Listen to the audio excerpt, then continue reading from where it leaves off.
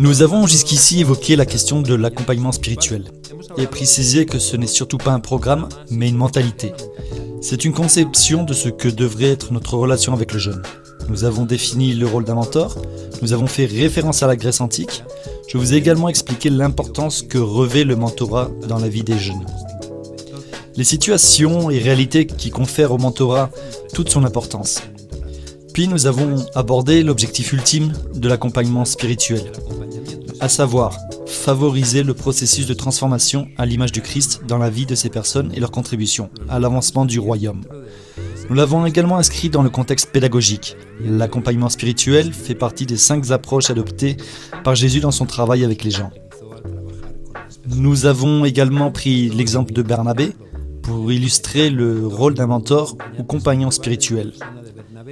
Nous avons également suivi l'illustration du chemin d'Emmaüs et appris à appliquer dans notre travail avec les jeunes. Enfin, nous avons relevé les principales caractéristiques d'un mentor. J'aimerais à présent vous présenter quelques outils qui pourraient vous être très utiles dans votre travail d'accompagnateur spirituel. L'écoute active est le premier de ces outils. Permettez-moi de me référer au livre du prophète Jérémie. Dieu, par l'intermédiaire du prophète, se plaint du manque d'écoute de son peuple. Il parle, mais son peuple ne l'écoute pas. Et dans la lettre que Jacques, le frère de Jésus, a écrite, il a dit que chaque personne devrait être prompte à écouter et lente à parler. L'écoute de l'autre est d'une grande importance. Elle vous sera d'une grande aide dans votre travail d'accompagnant spirituel. Henry Nouwen, un écrivain chrétien, a dit que l'écoute est un moyen de pratiquer l'hospitalité. Lorsque vous écoutez une personne, vous lui transmettez le sentiment qu'elle est importante, que ce qu'elle a à dire vous intéresse. De même, nous avons tous été affectés par le sentiment désagréable éprouvé lorsqu'on ne nous écoute pas. Le sentiment d'être ignoré, dévalorisé, insignifiant. L'écoute est l'un des meilleurs outils que Dieu nous donne pour bénir et accompagner les gens spirituellement. Il existe plusieurs types d'écoute. L'une d'entre elles est l'écoute purement biologique. Si vous vous arrêtez un instant pour écouter autour de vous, vous entendrez du bruit. En écoutant les vidéos que nous sommes en train d'enregistrer, nous avons constaté la présence d'oiseaux. Nous avons même pu entendre le bruit imperceptible des appareils qui enregistraient. C'est ce que l'on appelle une écoute biologique. Ensuite, il y a ce qu'on pourrait appeler la fausse écoute.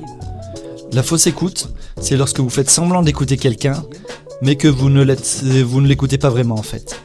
Il nous arrive, lorsque nous travaillons avec un jeune homme ou une jeune femme, de ne pas vraiment l'écouter. Enfin, nous préparerons ou élaborerons intérieurement nos propos. Il y a aussi ce que nous pouvons appeler l'écoute sélective. L'écoute sélective consiste à n'entendre que ce qui nous intéresse dans un message, ce qui a un sens à nos yeux, ce qui nous importe, et finalement à rejeter le reste du message. Il y a également ce que l'on appelle l'écoute active. On parle d'écoute active lorsque nous nous servons réellement de tous nos sens, lorsque notre esprit et lorsque notre cœur sont entièrement tournés vers l'écoute de l'autre. Cette forme d'écoute, si vous me le permettez, est celle dont Dieu se sert pour nous écouter. C'est une écoute emphatique.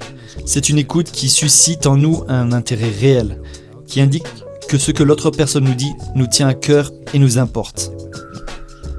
Dans le cadre de l'accompagnement spirituel, il y a un temps pour donner des conseils et un temps pour guider la personne. Or, sans une bonne écoute, notre orientation, nos conseils, la façon dont nous rendons la parole de Dieu pertinente dans la vie du jeune n'auront aucun sens, uniquement par manque d'écoute. Enfin, il existe plusieurs façons d'écouter. Il vous est par exemple possible d'écouter avec votre corps. Le langage corporel est important.